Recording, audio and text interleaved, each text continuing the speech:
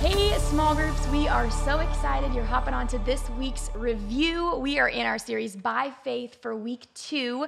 This week we are talking all about prayer and the power of prayer. And so the big idea talks about, it says, prayer is both a critical part of our relationship with God and a very misunderstood practice.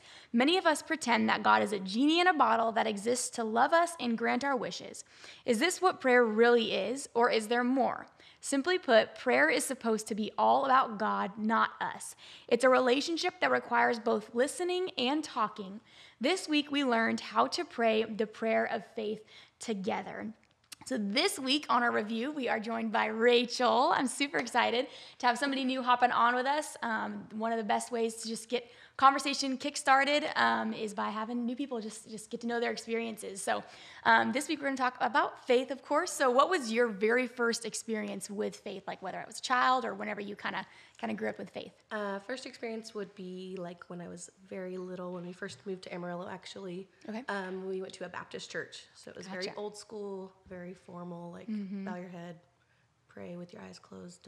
Don't like speak out if you don't want to, like if you can't. So Right. And would you just follow along with their prayer? Like you just be, in prayer with that? Gotcha. Yeah.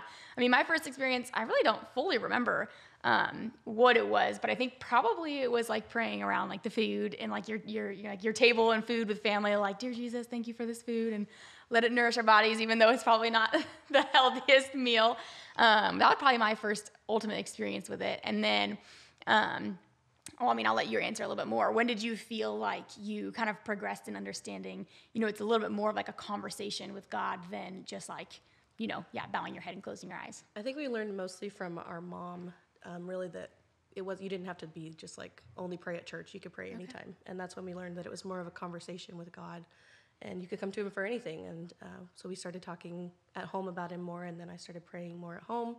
And then really, it was just like I had a conversation with him, almost like he was my conscience. Like anytime I was talking to somebody, I was talking to him. So Right. Yeah. And I think that's something that a lot of people miss is just the fact that, we kind of can be praying without like you said, bowing your head and closing your eyes. Like we don't have to be in that kind of like a posture when we're praying. Like the Bible talks about praying without ceasing, and that's kind of what that is, you're driving. I know somebody was telling me today, like they were driving and, had some like road rage stuff or whatever. And, it was like, oh gosh, like, and I had to like pray real quick, but obviously you can't close your eyes while you're driving. So it definitely can be that constant, just communication with him. But I think my getting into it deeper, is when I truly have like those prayer times and obviously following like the Lord's Prayer, like we talked about this week, and is just truly like, thanking him first, being grateful first, and I think we still, there's still times like we present our requests to God because he wants to hear them, like he wants to know what's going on in our life, even though he already knows what's going on. But it's that communication. I think the hardest part sometimes for me is just remembering to listen, that it is like that open avenue of like communication. I think that's the hardest thing for today's day and world, would you say, to just like pause and like have some quiet time where we're truly just trying to hear his still small voice. Like, have you kind of experienced I agree. I think that we just live in an instant gratification world too. So sometimes it's hard for us to pray and then get into the word and actually really, really listen instead of just like expecting it to happen, like snap his fingers. Right. But like you said, he always knows what's on our mind, but it's just kind of hard to sit down sometimes and actually put it into a prayer. Right. And be intentional about it. Yeah. Yeah. And I mean, it's just, like you said, like a relationship, he wants that conversation and that set aside time with us. And I think sometimes it's easy to like, set aside time to read the Bible and then have our, our little quick prayer after. But I think it's not as talked about, what that prayer time and that set aside prayer time should kind of look like.